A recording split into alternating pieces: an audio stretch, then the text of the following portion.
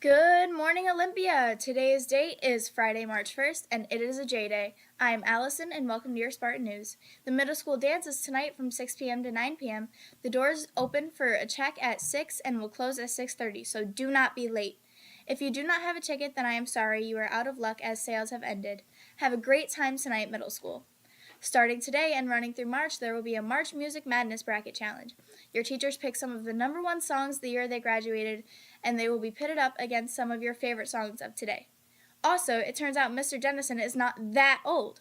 In fact, he still remembers when the MTV actually played music, but old enough that the remote wasn't invented yet. So he used to have to get up and change the channel on TV by hand. Not sure what that means? Then ask Mr. Sneddon. He's that old too.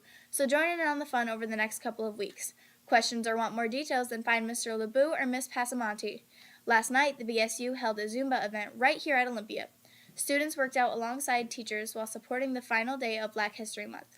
Special thank you to our community schools organizer, Miss Nix, and the entire BSU for putting on a great event. And now, let's check in with our sports reporter, Michaela, with our sports update.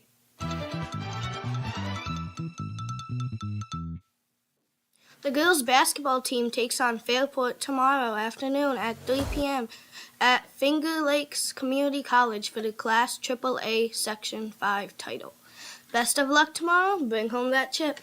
Tomorrow at Arcadia, there is an amazing tennis clinic for both boys and girls for all grades. So if you have ever had an interest in learning about tennis, grab some sneakers and head to Arcadia tomorrow at 10 a.m. for an intro to tennis clinic. Flag football starts in less than 2 weeks, and the final 4 preseason workouts are scheduled. So tomorrow at 3 p.m. on the turf, and Saturday morning on turf at 9 a.m. are the first 2. Then, next week, both in the Olympia gym from 3 to 4, the open gyms will be Monday and Thursday. Any questions, find Coach Coyne as soon as you can. Finally, athletes, less than 2 weeks from today, our spring sports startup, and we need those results in. So if you are interested in track, baseball, golf, girls flag football, lacrosse, softball, or tennis, then now is the time. Any questions, stop by the AD's office and they will help you out. That's it for sports today. Let's turn it over to Steven with a look from our weather and lunches.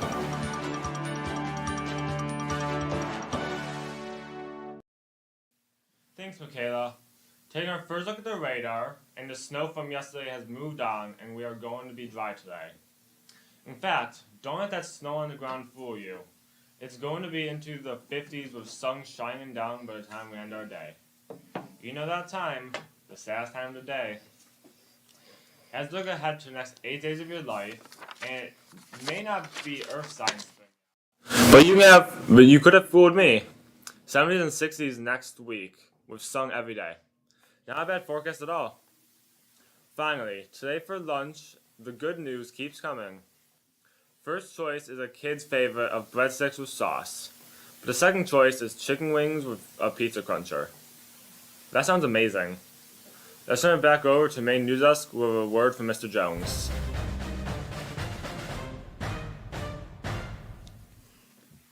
Good morning, Olympia. This is Principal Jones here for you this morning. You guys probably heard me on the bullhorn this morning. Make sure you grab your breakfast on the way in, not after. We're going to close and lock those doors. So, teachers, if a kid tells you they're hungry, tell them they might be out of luck because they should have grabbed it on the way in. Middle schoolers tonight, have fun at the dance. Be safe. The doors are going to close at 6:30. They open at 6. If you are late, you're not coming in, don't have a ticket, you can't go, but you have a good time. Also, girls sectionals tomorrow, 3 o'clock, Finger Lakes Community College. They're playing Fairport for the chip. This is going to be a great game. Both teams are evenly matched. I'm looking forward for our first ever combined team at Greece to get their first sectional title, so good luck.